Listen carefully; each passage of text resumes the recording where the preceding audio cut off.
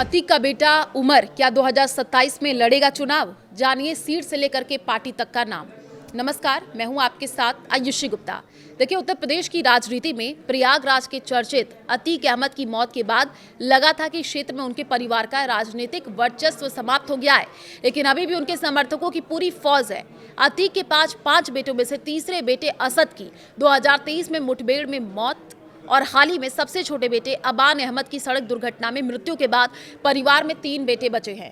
प्रयागराज के राजनीतिक गलियारों में ये चर्चा तेज हो गई है कि जेल में बंद उमर और अली आने वाले समय में अतीक की राजनीतिक विरासत को संभालने के लिए चुनावी मैदान में उतर सकते हैं।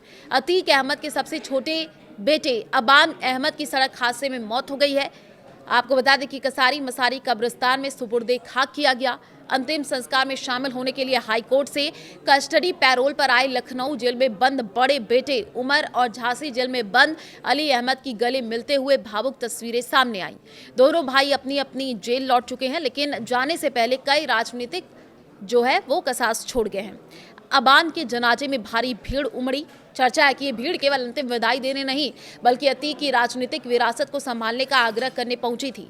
इसके बाद से ही उमर के चुनाव लड़ने की अटकलें लगाई जाने लगी हैं। ऐसे में सवाल उठ रहा है कि यदि उमर चुनाव लड़ते हैं तो उनकी सीट कौन सी होगी और वे किस पार्टी के बैनर तले मैदान में उतरेंगे। ओवैसी को भेजा पैगाम और एआईएमआईएम से जुड़ाव उमर के चुनाव लड़ने की चर्चाएं उस समय और तेज हुई जब जनाजे के बाद कसारी मसारी कब्रिस्तान में उमर ने अपने छोटे भाई के जनाजे की नमाज पढ़ाई। इसके बाद जब दोनों भाई वापस लौट रहे थे तब मस्जिद में असुद्दीन ओवैसी की पार्टी एआईएमआईएम के प्रदेश अध्यक्ष शौकत अली ने उनसे मुलाकात हुई। इस दौरान उमर और अली ने ओवैसी के लिए अपना सलाम और पैगाम भेजा। एआईएमआईएम के प्रदेश अध्यक्ष शौकत अली ने पुष्टि की है कि अतीक का परिवार आज भी एआईएमआईएम से जुड़ा हुआ है। हालांकि चुनाव लड़ने के सवाल पर शौकत अली ने कहा कि फिलहाल ऐसी कोई बात नहीं हुई है और न ही परिवार ने इस पर कोई चर्चा की है, लेकिन पार्टी अतीक परिवार के साथ खड़ी है। एआईएमआईएम के प्रयागराज महानगर अध्यक्ष अफसर महमूद ने कहा कि यदि अतीक के परिवार से कोई चुनाव लड़ना चाहता है तो पार्टी उसका स्वागत करेगी। उन्होंने याद दिलाया कि 2022 में गुजरात जेल में बंद अतीक अहमद ने परिवार समेत एआईएमआईएम का दामन थामा था। उनकी पत्नी शाइस्ता परवीन ने लखनऊ में बकायदा ओवैसी के मंच पर पार्टी की सदस्यता ली थी। हालांकि बाद में शाइस्ता ने पार्टी छोड़ दी थी, लेकिन परिवार के अन्य लोग आज भी पार्टी से जुड़े हैं। एआईएमआईएम लीगल सेल के अध्यक्ष उसामा नदवी ने भी कहा, यदि परिवार से कोई चुनाव लड़ना चाहेगा तो पार्टी उन्हें पूरा समर्थन देकर के चुनावी मैदान में उतारेगी।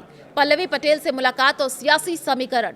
जो यहां सपा के टिकट पर विधायक बनी और अपना दल कमेराबादी की नेता पल्लवी पटेल ने भी प्रयागराज पहुंच करके अतीक अहमद के परिवार से मुलाकात की है। इस मुलाकात से इन चर्चाओं को बल मिला है कि क्या अतीक का परिवार 2027 की तैयारियों में जुटा है। हालांकि पल्लवी पटेल ने इस संबंध में कोई आधिकारिक बयान नहीं दिया है, लेकिन अतीक अहमद के डॉक्टर सोनीलाल पटेल से पुराने संबंध रहे हैं।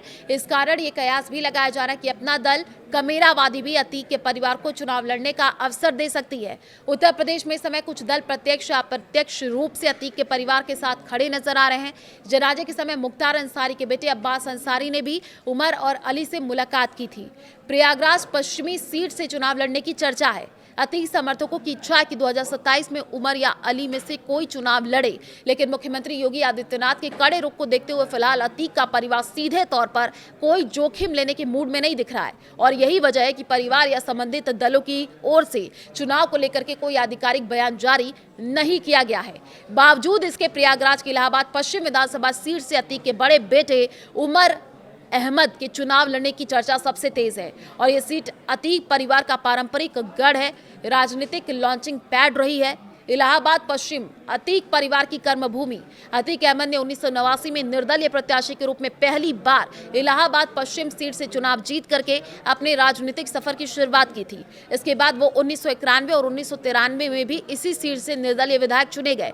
बाद में उन्होंने समाजवादी पार्टी का दामन थाम लिया। 1996 में सपा के टिकट पर जीत दर्ज की। 2002 में उन्होंने अपना दल के टिकट पर 5वीं बार इस सीट पर कब्जा जमाया। 2004 में अतीक अहमद सपा के टिकट पर फूलपुर से सांसद चुने गए, जिसके बाद उन्होंने इलाहाबाद पश्चिम सीट से इस्तीफा दे दिया। इसके बाद हुए उपचुनाव में अतीक के भाई अशरफ सपा के प्रत्याशी थे, लेकिन बीएसपी के राजू पाल ने उन्हें हरा करके जीत हासिल की। यह अतीक के लिए बड़ा राजनीतिक झटका था। इसके कुछ ही समय बाद राजू पाल की हत्या हो गई। 2005 के उपचुनाव में अशरफ जीत दर्ज करने में सफल रहे, लेकिन उसके बाद से अतीक का परिवार इस सीट पर जीत हासिल नहीं कर सका। अब 2027 में उमर अहमद की इसी पारंपरिक सीट से चुनावी मैदान में उतरने की चर्चाएं जोरों पर हैं। प्रयागराज पश्चिमी सीट का समीकरण भी उमर के लिए सियासी तौर पर मुफीद माना जा रहा है।